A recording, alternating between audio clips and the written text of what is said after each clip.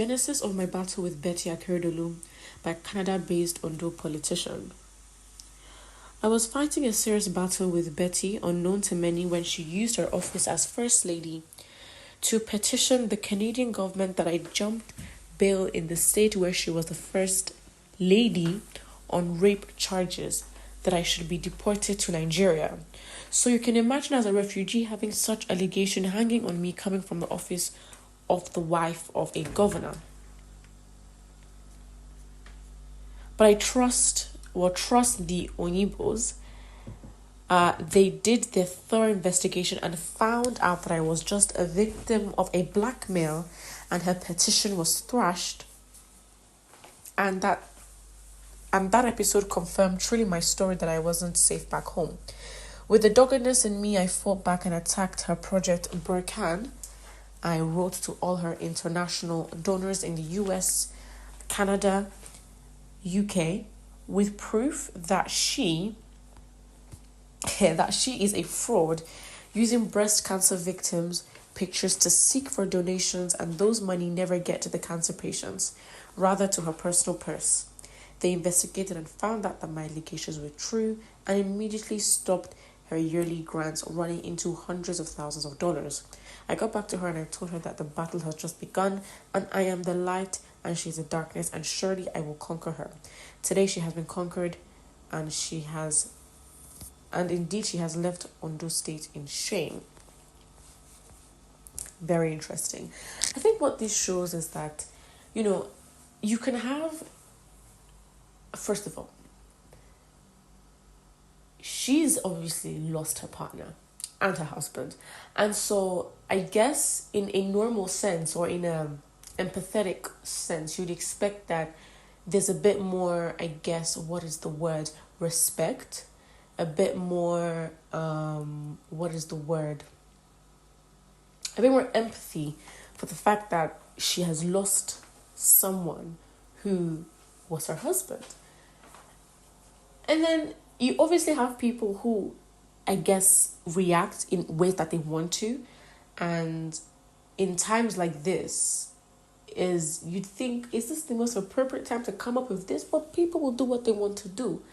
And it is very interesting because I to bring up this battle and beef you have with this woman at a time where she's experienced loss is kind of low of you as a human being to do so.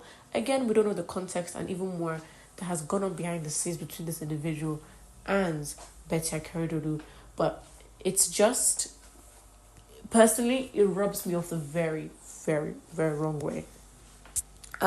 Let's look at the comments, because I just think that people will do what they want to do regardless. And if there is beef and you want to get at somebody and using the time when they're down as a win for yourself, I don't know how that really goes. Something isn't adding up. What led to her writing that you jumped bail in Nigeria?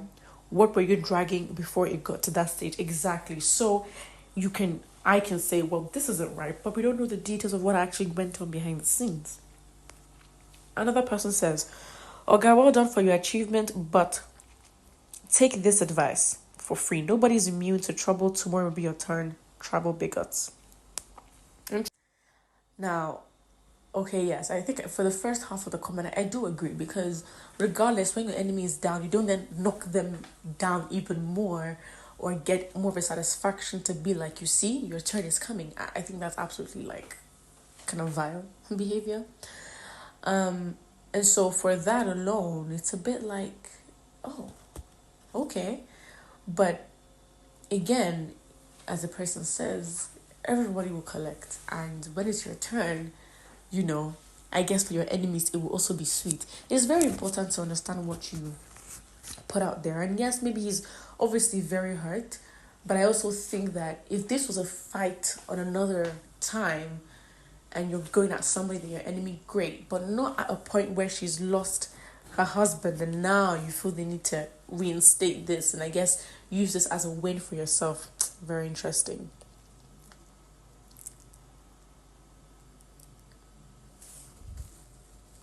I suspect that the way she handled matters during this husband health issues. Even her daughter pursued journalists out of the house in Ibadan. I think it is an ego issue, believing that they're not on the same level with the people. Interesting. We knew she was evil, only that we never knew how bad. Interesting. A woman that abandoned her husband when he needed her most as a wife. Wow, interesting. Akeredolu married a demon as a wife. Akeredolu wife committed in Odo State. He can never be forgotten as a weak person. So I've never seen a first lady that weakened, that's because Akeredolu's wife. Okay, interesting. Honestly, again, this is gonna go into, honestly, I think petty gossip and who is right and who's wrong.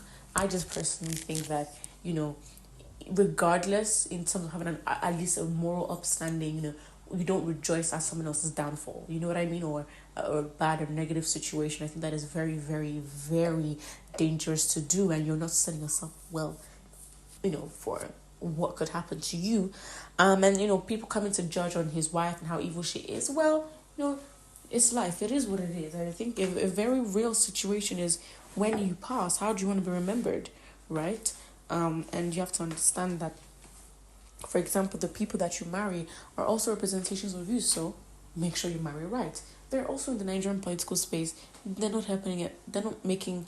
They didn't help themselves in the best way by being in that space, because of course it will come with a lot of criticism. Anyways, put what you think in the comment section below, and don't forget to like and subscribe.